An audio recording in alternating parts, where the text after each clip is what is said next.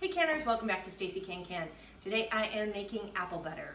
Because when a friend's mom brings you 2 giant boxes of apples from her house, you gotta make appley things. So, and thank you Jeannie for the apples.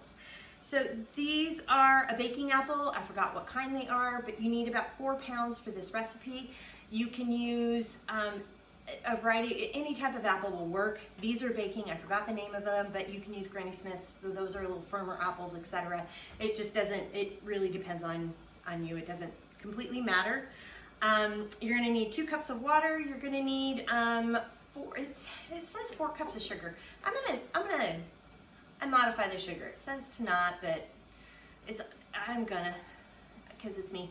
And then 2 teaspoons of cinnamon, 1/4 teaspoon of cloves, and this is optional, is 2 tablespoons of apple cider vinegar.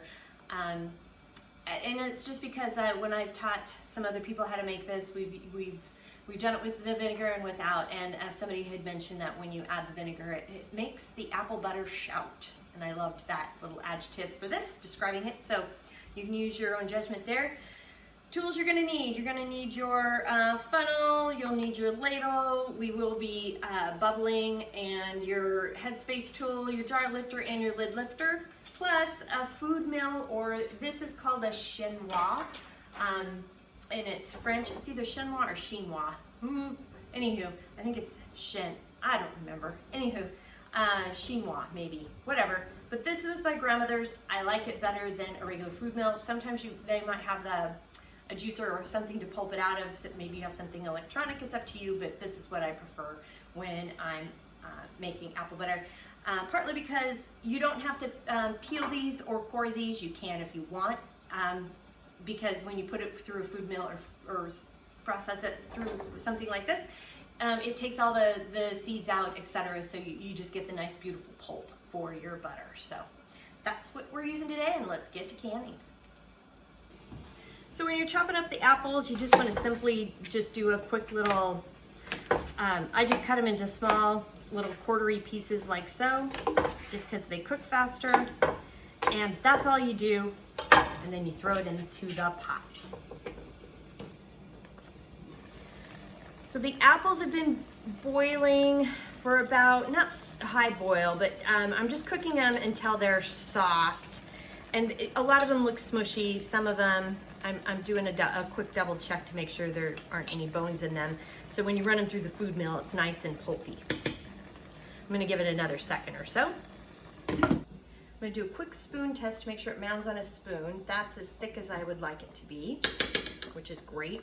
And now I'm gonna go ahead and add, at the very end, before jarring and lidding, I'm gonna add 2 tablespoons of apple cider vinegar. And this just makes it, just gives it a little bit more of a tartness to it. And I do that right before we jar it and lid it, so it just kind of gets the flavor in there. Hi canners, so there's a bit of a technical difficulty in the video, so I'm having to re-record it without using the actual hot apple butter. So what you do is, once your apple butter is ready to go, like I was showing in the video after we did our mound test, then you're ready to fill the jars. Now these jars were heated in the water bath canner prior to putting the apple butter in it. So just remember, you know, you don't want to put a hot item in a cold jar. You can shock the jar. So I had these heated. You use your funnel, you pour your apple butter in. When you're done there, you would bubble. So make sure you bubble, and we're filling it to a 1/4 inch headspace. So we're gonna go ahead and bubble this around. You just wanna run the chopstick, or you can even use the back end of the Headspace tool for it if you like. I prefer chopstick, it's easier for me. And so run it around to bubble. Then that's when you want to measure your headspace, as after you bubble, because sometimes it releases some bubbles and you might need to add more food item into the jar. Use your Headspace tool to measure. You can use the threads around the jar. I'm not great at doing that, so I like my Headspace tool. Make sure you clean the jar with, clean the rim very good, and you can wipe around the edge of the jar here just to get all the stuff off so that the ring doesn't stick as much, because apple butter is a little sweeter and it can get sticky.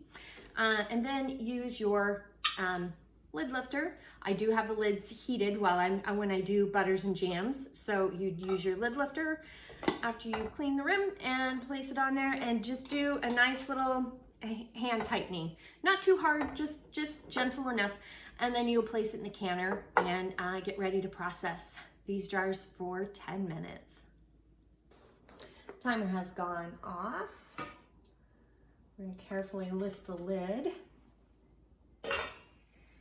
and lift out the jars gently. Oh, we had one we tipped over. That happens. It is not uncommon. I'm gonna let that set for a second. Okay, so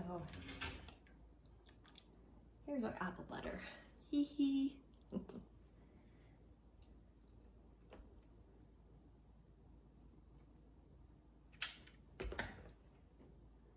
And that is apple butter. Thank you for joining me today in our little apple adventure. Like and subscribe the page below, and the recipe is down below as well. If you have any questions, comments, suggestions, concerns, by all means, reach out to me. I'm on Facebook at Stacey CAN CAN. You can at me on Instagram at Stacey CAN CAN. Let's see, website www.staceycancan.com, and my email is info@staceycancan.com. So great canning with you today, and happy canning.